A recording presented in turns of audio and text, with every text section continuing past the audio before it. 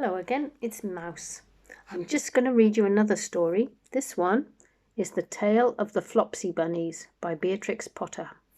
It's one of these little green books that you play with. So, it's been a lovely day, so I thought I'd rest this evening by reading you a story. So here goes. It is said that the effect of eating too much lettuce is soporific. I have never felt sleepy after eating lettuces, but then I am not a rabbit. They certainly had a very soporific effect upon the Flopsy bunnies. Now, this is what soporific means. If you look at that picture, you might be able to see lots of little sleeping bunnies. That's what soporific means. It makes you sleepy. When Benjamin Bunny grew up, he married his cousin Flopsy. They had a large family, and they were very improvident and cheerful. I do not remember the separate names of their children. They were just generally called the Flopsy Bunnies. There are a lot of them. Can you see? I'm not sure how many there are there. Maybe you can count them if I hold this book here long enough. See how many you can count.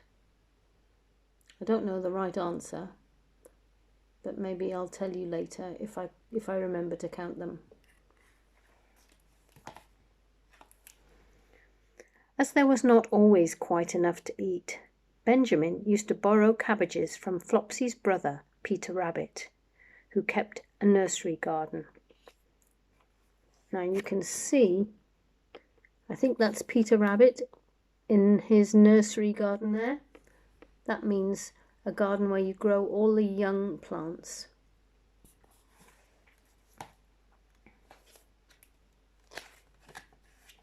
Sometimes Peter Rabbit had no cabbages to spare. There's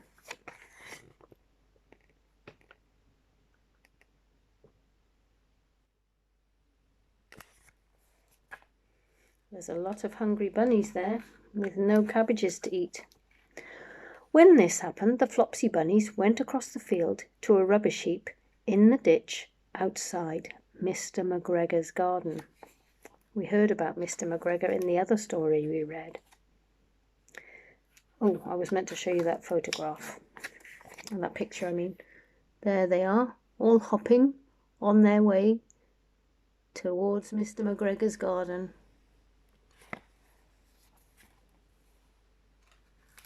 Mr. McGregor's rubbish heap was a mixture. There were jam pots and paper bags, and mountains of chopped grass from the mowing machine, which always tasted a bit oily, and some rotten vegetable marrows, and an old boot or two.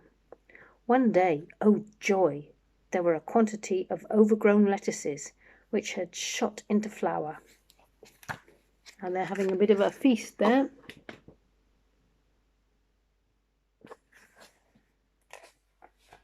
Flopsy bunnies simply stuffed lettuces. By degrees, one after another, they were overcome with slumber and lay down in the mown grass. Benjamin was not so much overcome as his children. Before going to sleep, he was sufficiently wide awake to put a paper bag over his head to keep off the flies.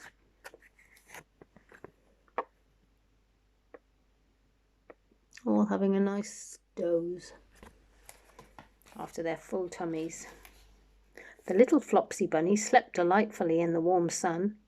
From the lawn beyond the garden came the distant clackety sound of the mowing machine. The bluebottles buzzed about the wall, and a little old mouse picked over the rubbish among the jam pots. I can tell you her name. She was called Thomasina Tittlemouse, a wood mouse with a very long tail. That's a little picture of her.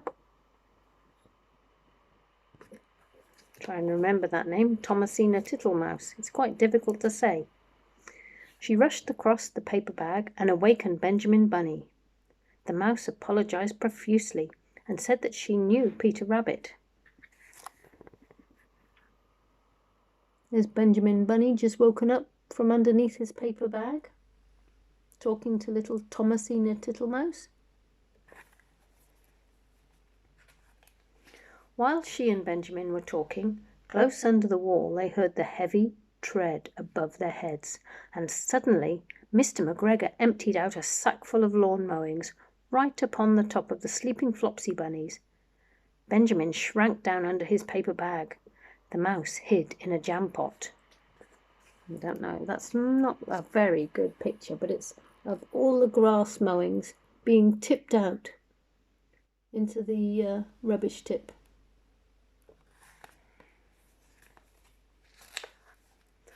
The little rabbits smiled sweetly in their sleep under the shower of grass. They did not awake because the lettuces had been so soporific. There they are. Actually, what is that a picture of? Well, if you look closely, you can see some little rabbit ears sticking out from the grass mowings. They're very small, but I can just see a couple of little rabbit ears poking through. They dreamt that their mother Flopsy was tucking them into a hay bed. Mr. McGregor looked down after emptying his sack. He saw some funny little brown tips of ears sticking up through the lawn mowings. He stared at them for some time. Presently a fly settled upon one of them, and it moved. Mr. McGregor climbed down onto the rubbish heap. 1, 2, 3, 4, 5, 6 little rabbits, said he as he dropped them into his sack. The Flopsy bunnies dreamt that their mother was turning them over in bed. They stirred a little in their sleep, but they did not wake up.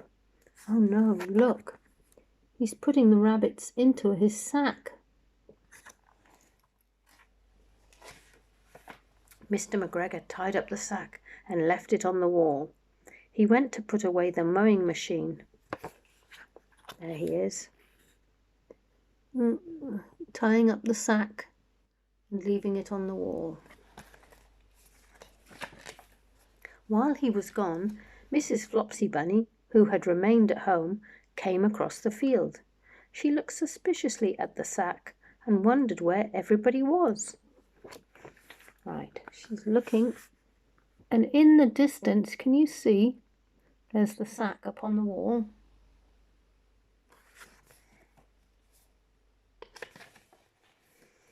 Then the mouse came out of a jam pot, and Benjamin took the paper bag off his head, and they told the doleful tale. Benjamin and Flopsy were in despair. They couldn't undo the string. But Mrs. Tittlemouse was a resourceful person. She nibbled a hole in the bottom corner of the sack. Look, she's rescuing the bunnies from inside that sack. Can you see her nibbling a hole in the corner there? There she is. The little rabbits were pulled out and pinched to wake them up. Their parents stuffed the empty sack with 3 rotten vegetable marrows, an old blacking brush, and 2 decaying turnips. Well, you can see that the rabbits are safely out of the sack there, and the sack is being filled with old rubbish. Then they all hid under a bush and watched for Mr. McGregor. Now you've got to use your sharp eyes again. See if you can see any rabbits hiding in that bush. There are a few there. Can you see their little dark eyes? There they are. There's a couple there, and I think that's one there. They don't want him to see them. Mr. McGregor came back and picked up the sack and carried it off. He carried it hanging down as if it was rather heavy. The Flopsy bunnies followed at a safe distance. Right, can you see him wandering off in the distance there? And the Flopsy bunnies just coming after him. They better watch out. They don't want to be caught again. They watched him go into the house. Then they crept up to the window to listen. Right, they've got a long path to go down. Can you see them there waiting at the end of the path before they go up to the house? Here they are.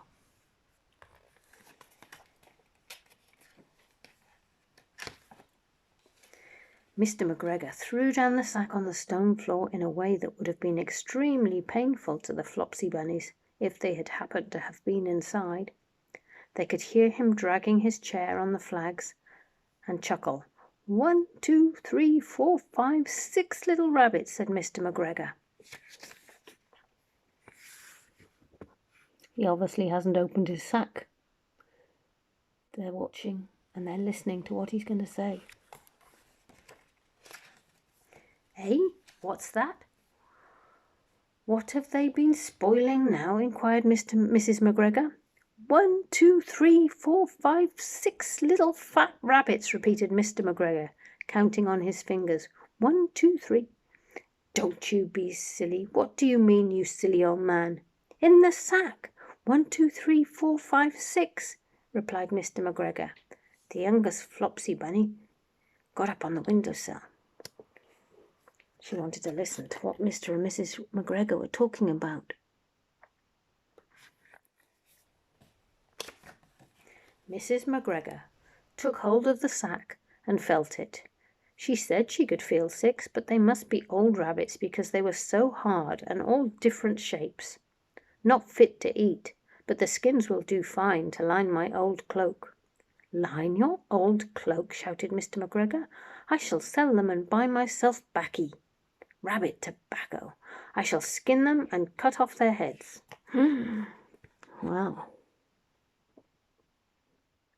See the rabbits listening behind the plant? Mrs. McGregor untied the sack and put her hand inside.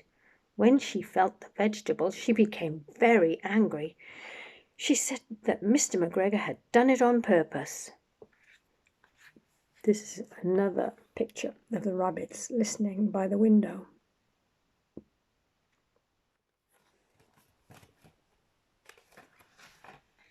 And Mr. McGregor was very angry too. One of the rotten marrows came flying through the window and hit the youngest Flopsy Bunny. It was rather hurt. Ah, there you go. The marrow flying through the window, hitting the rabbit.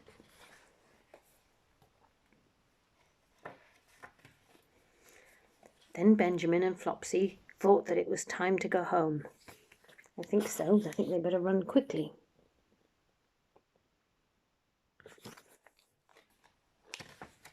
So Mr. McGregor did not get his tobacco, and Mrs. McGregor did not get her rabbit skins. But next Christmas, Thomasina Tittlemouse got a present of enough rabbit wool to make herself a cloak and a hood, and some handsome muff and a pair of warm mittens. She does look very snug. That was her thank you for rescuing the 6 bunnies from that sack. She got a present of lots of fluffy rabbit wool. The end. Well, I hope you enjoyed that. That was the tale of the Flopsy Bunnies. So I hope you have a good sleep, and we'll do this again another day. So sleep well. Good night.